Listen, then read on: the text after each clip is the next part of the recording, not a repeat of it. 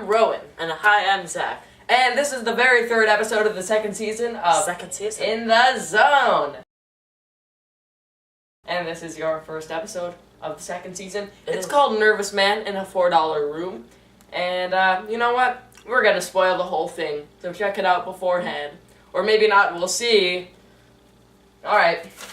Well, I guess I kinda ruined the point. Because if you have to check it out to watch this episode, but then you have to watch this episode, see if you have to check it out. Whoops.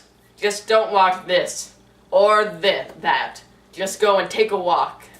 And then lie down. Read a book. Read a book without words. And then go to sleep standing up. So we start with the titular nervous man at the titular $4 room. And, you know, although we don't know yet that it's a $4 room. Right. I took a wild guess, though. Yeah, but he's how much visual storytelling, biting his nails. Which I'm kind of sick of, because I don't think that's... Well, I guess I like the actor. I think it's the best one we've seen yet. I know, and the first season was so incredible. good. It's ridiculous. Wow. It's out of this world. I completely forgot how good... I mean, this episode, like, kind of whatever last time, the first time. I've only seen it once before. Thought it was kind of alright. It's really good. Because that guy is good, man! Yeah! He's on the phone, and he's talking to George. Says the word George pretty often. Yeah, no pronouns from this guy. Right, and that's who he was waiting for. And he's like, no, I'm not trying to cop out, I just want to know what the job is gonna be. And then George hangs up. George. So there's sweet music. The music is awesome. Yes. Dude, I don't know how to describe. You can't really describe music. Good. So then we have an overhead shot of the room, and then Rod Serling walks out, but he's that was normal. a little bit odd. It was a little bit odd, but hey, it's the Twilight Zone. Yeah. And so starting with the second season, he appears on camera, fade to black. And then fade up, George comes in, and he's really cool. This is probably the coolest episode of the Twilight Zone, and if not, or it's probably the second coolest since The Four of Us Are Dying. That episode's sweet. But these are both what I would call cool episodes. I don't remember as much of The Four of Us Are Dying as I should. Okay. Yeah, not really too memorable. So George and, Jackie's wondering what's the job, and George is like, doesn't make a difference. And George is just, like, so slick. I feel like he changed I feel like you could find a frame where he looks 50, and you could find a frame where he looks like 25, because, like, I don't know, he had, like, huge dimples and, like, wrinkles when he smiled. So Jackie, he wants jobs with decent odds, and you kind of figure out by this point that he's a criminal. Yeah. And then what's the job? And George is like, well, now you're gonna be a man. You're gonna show some muscle. Then this is the part that reminded me of The Big Tall Wish. Like, I feel like when Henry talks supportively to Bully, that sort of scene. Yeah, you can do this. No, kind of, a little bit. But, there's talking in the mirror and Big Tall Wish as well, and he's looking at the scar, of course. Yeah. Scar makeup. But it just, this so was George, so good. Right, and so the George says that he wants to kill an old man who's running a bar, and he's giving him some trouble. And Jackie... I didn't really understand what kind of trouble. Yeah, he said, it's kind of vague, but who cares? We just need something for the plot. I don't think it really mattered that much. Right. Like, if he had actually gone out and, like, almost killed him, it would have mattered. Yeah, it would have mattered, but, spoiler... It turned out to just he does not kill him. Jackie doesn't want to, but George doesn't care. And then, Jackie's like, oh, I ain't got no guts. And then George smacks him. Oh, and then this is really good. George is like, go grow your guts in a pot. Go find them under a table. Does he really say under a table? I don't know. Okay. He says, like, this really odd part of things. And George is as it turns out, George is also a good actor. Yes. I need to pay more attention to acting, but, I mean, it's pretty easy to tell once you pay attention, this person's good. Oh my god. That was... George threatens to kill Jackie if Jackie doesn't kill the old man. It's like a weird triangle. The old man will kill George if... Anyways. Yeah, the old man is punishing... can show up at the end and go, thanks.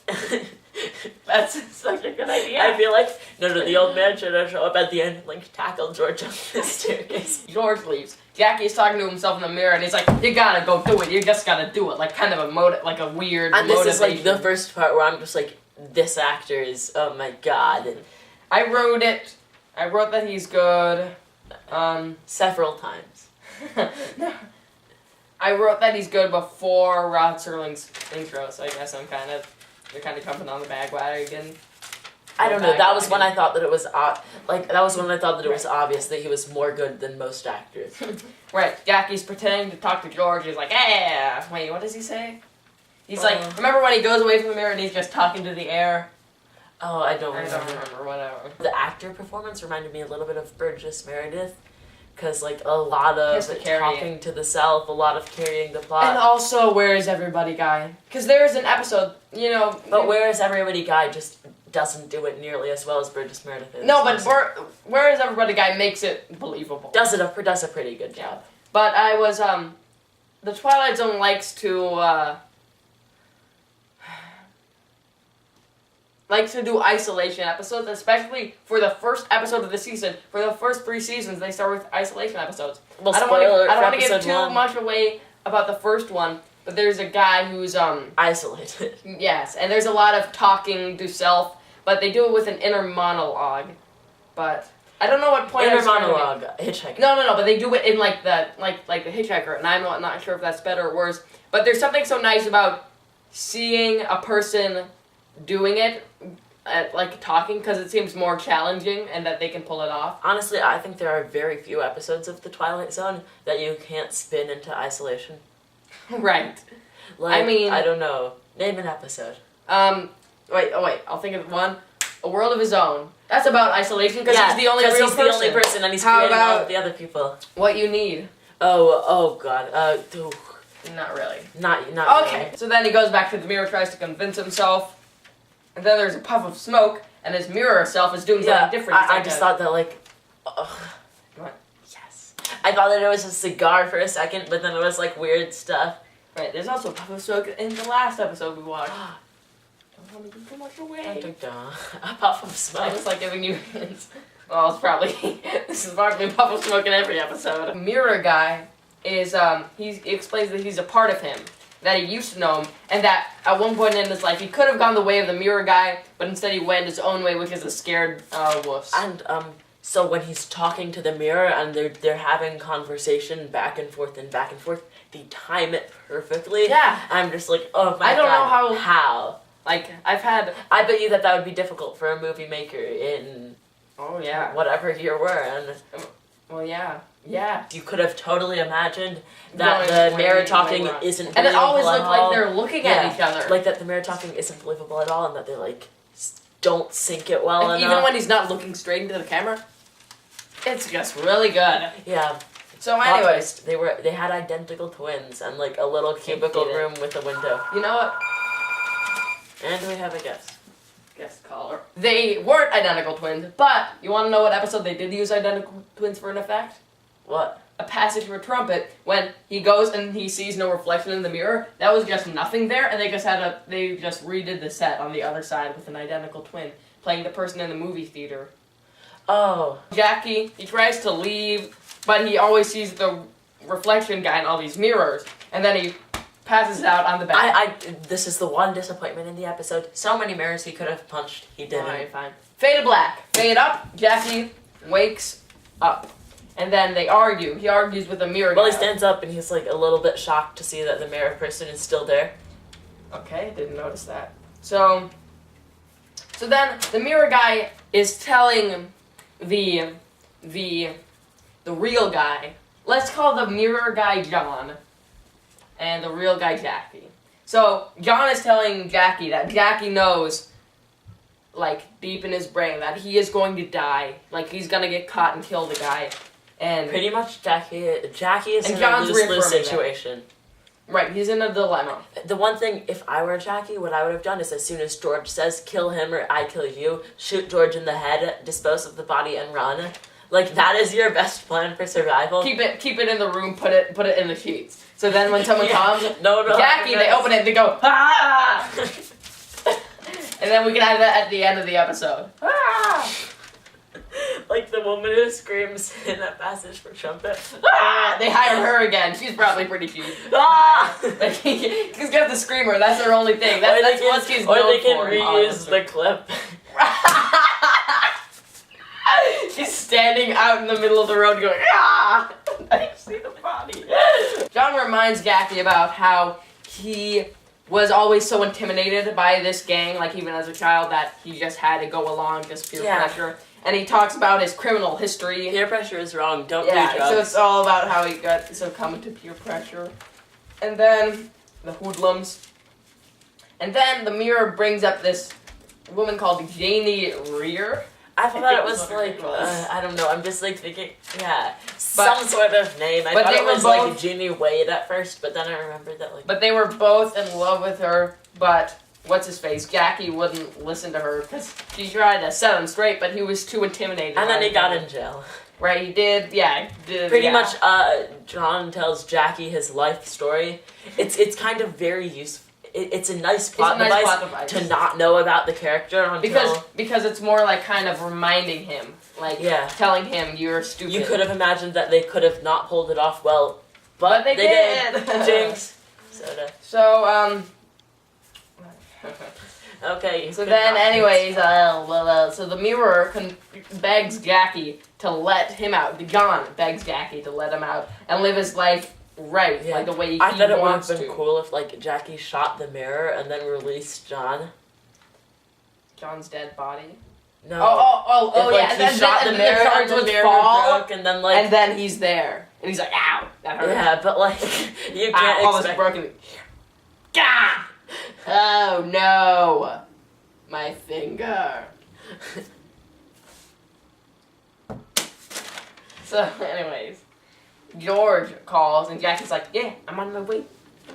Jackie puts on the coat, and the mirror guy is gone, and Jackie's like, hey, want to do your job? Like, he calls the person Glass. It's very interesting how he still wants to hear him, because it's kind of like, he knows that what he's saying is true, but he doesn't have enough power to succumb to him and let him out, so he's trying to make Johnny force himself out, kind of. Which is really cool. Yeah. John is like, you are going to die tonight. And he wants to take over. And then he's like, Jackie, of course, wants him to. So he goes, okay, move the cabinet. These medicine bottles, I think, they break. Yeah. He shoves off, like, he clears off the cabinet. Lamp goes down, but it doesn't break. Yeah. Or the medicine bottles break. Or we're not sure the medicine bottles, but they're bottles. They break. Right. I don't know where to take medicine. Can I just say, who would have predicted that there were 4 mirrors that he flipped out and something on the cabinet next to the mirror break. And then he spins the mirror, because somehow he knows that's going to let him out. And then he goes against the door and he's like, ah! Whoa! And then the mirror, the reflection gets bigger and bigger. Fade to George walks in, and Jackie's going like this. I was thinking, oh, maybe he's going to have a pudding face. I thought, like, oh, maybe is he dead or something? Or, like, I thought that, like, maybe his face was going to be deformed or something. Yeah, that wouldn't have made sense, but but it's kind of like that's the only reason why he would be doing that. They could have made it like, it's Twilight Zone, whatever. George is really mad, and so Jackie goes, I resign. Jackie beats him up. He goes like, yeah. Are you resign? And then he goes, oh, with this. It's just like way too comical. Then he opens the door for George. George stumbles out, throws him the gun. And I did think that was a little bit odd, like how George was suddenly so afraid. But maybe George, too, is George is also a victim, just like Jackie. I feel like he is more intimidating looking than Jackie, so Jackie could easily beat him up, but he doesn't think he can. I just feel like George may have been shocked when Jackie came out. Yeah. Because, like, he was expecting Jackie to be like, Right, exactly. Yeah, you're gonna break me. He's not prepared. Right. Yeah. This episode works. So then, calls, the hotel clerk, and he's like, I'm Jackie! John Rhodes. And I go, I'm checking out and I'm never coming back. And one of my favorite moments, and maybe, like, the whole, season, I guess, he goes, no, it's not alright, it's too hot, small and dirty, it's a place for bums, not for me. Then he hangs up. He's like, I'm John Rhodes. It just feels it's too hot in here. I'll just leave. So then Jackie's in the mirror and it's like, hey, what do we do now? The end. How do you like it? A lot. Yeah, me too. It's just, what would some of the flaws be? Okay, he could have killed George. He didn't break a mirror.